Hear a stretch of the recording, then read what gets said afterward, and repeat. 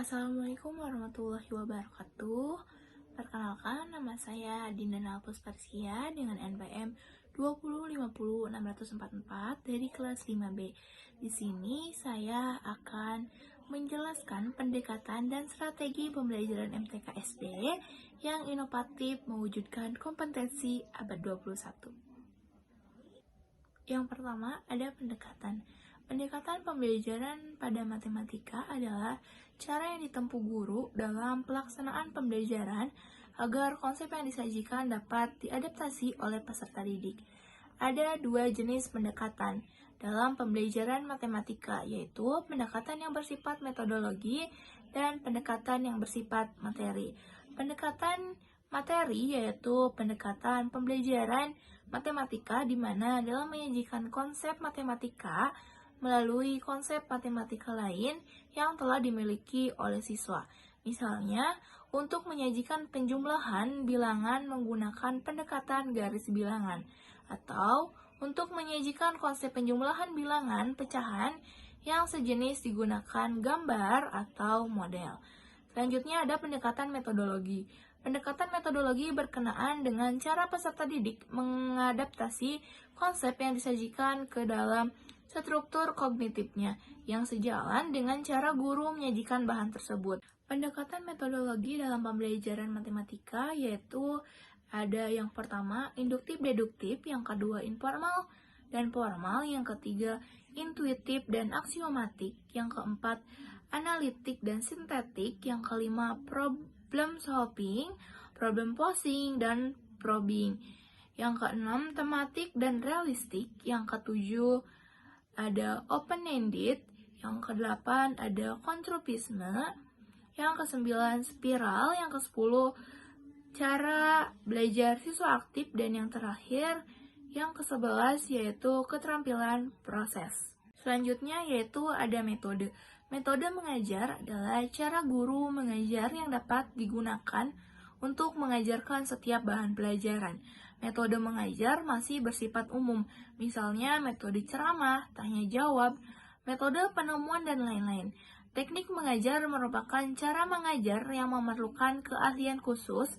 Misalnya, guru akan mengajarkan pecahan, maka guru harus memiliki pengetahuan matematika hingga pengajaran tersebut berlangsung dengan baik dan tercapai tujuan pembelajarannya.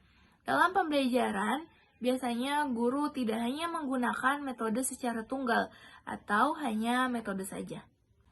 Terdapat beberapa metode atau teknik pembelajaran pada matematika. Yang pertama ada ceramah. Ceramah adalah penyajian materi pelajaran dengan melalui ungkapan lisan dari guru ke peserta didik. Yang kedua, tanya jawab. Tanya jawab adalah cara melakukan pembelajaran dengan melalui tanya jawab terarah. Guru mengiringi peserta didik pada suatu konsep melalui pendekatan induktif sehingga peserta didik sendiri yang pertama kali menyebutkan konsep tersebut. Yang ketiga, ada permainan. Metode permainan cocok dengan dunia anak sehingga metode permainan akan lebih tepat digunakan dalam pembelajaran matematika di SD. Yang keempat, ada demonstrasi. Demonstrasi berarti memperlihatkan sesuatu dengan menggunakan peragaan sehingga proses dan hasilnya dapat dilihat secara nyata. Yang kelima, ada laboratorium. Bertentangan dengan demonstrasi, dalam kegiatan laboratorium justru peserta didik yang memanipulasi media pembelajaran atau alat peraga. Peserta didik melakukan sendiri, tidak hanya menonton. Yang keenam yaitu latihan. Latihan dimaksudkan untuk mengembangkan, memperdalam, dan memperluas wawasan tentang konsep yang telah dipelajari. Yang ketujuh yaitu ada penemuan. Pembelajaran dengan penemuan melalui bimbingan guru akan memperoleh kepuasan dan kesan tersendiri dalam diri peserta didik. Terkala sampai pada konsep yang ditemukannya karena konsep tidak diberitahukan begitu saja. Yang kedelapan yaitu ada penugasan. Tujuan memberikan tugas serupa dengan pemberian latihan, namun mempunyai aspek lebih luas karena latihan adalah sebagian dari jenis tugas. Yang kesembilan yaitu diskusi. Diskusi adalah kegiatan peserta didik yang di dalamnya terkandung unsur mengemukakan pendapat, tanya jawab antar peserta didik atau bahkan sanggahan. Jenis diskusi adalah diskusi kelompok, kelas, atau seminar. Yang ke-10 yaitu kegiatan lapangan. Kegiatan pembelajaran di luar kelas disebut dengan kegiatan lapangan, yang materinya merupakan aplikasi konsep yang telah dipelajari di kelas. Yang terakhir yaitu simulasi. Simulasi merupakan kegiatan pembelajaran yang bertindak memerankan peran tertentu dalam kehidupan nyata di masyarakat. Selanjutnya yaitu ada strategi. Strategi adalah serangkaian tindakan yang bertalian secara konsisten dan tindakan-tindakan tersebut secara konseptual terpadu dengan tujuan-tujuan yang hendak dicapai. Strategi belajar mengajar matematika adalah suatu kegiatan dalam belajar matematika yang harus dikerjakan oleh pendidik dan peserta didik agar tujuan pembelajaran dapat dicapai secara efektif dan efisien. Pendidik sebagai fasilitator memiliki tanggung jawab yang besar dalam merangsang minat peserta didik. Pembelajaran berpusat kepada peserta didik menjadi strategi jitu dalam belajar matematika.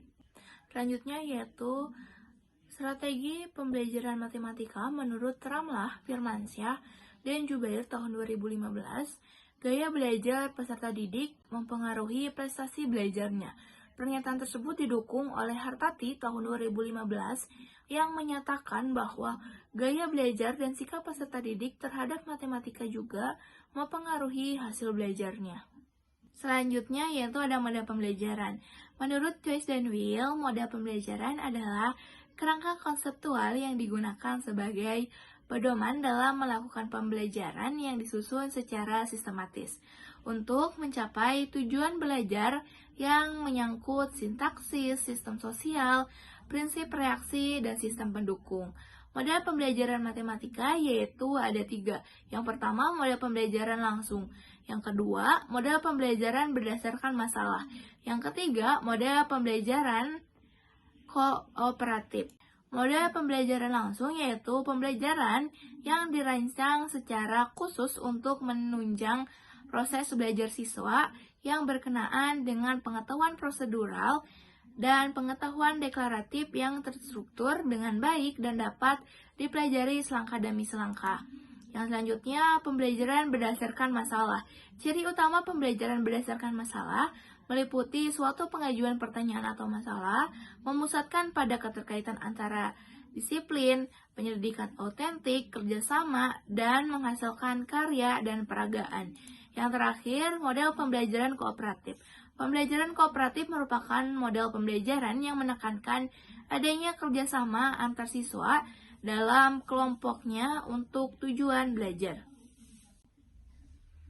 Mungkin cukup sekian yang dapat saya sampaikan mengenai materi pendekatan dan strategi pembelajaran MTK di SD yang inovatif mewujudkan kompetensi abad 21. Selebihnya mohon maaf apabila banyak kekurangan. Terima kasih. Wassalamualaikum warahmatullahi wabarakatuh.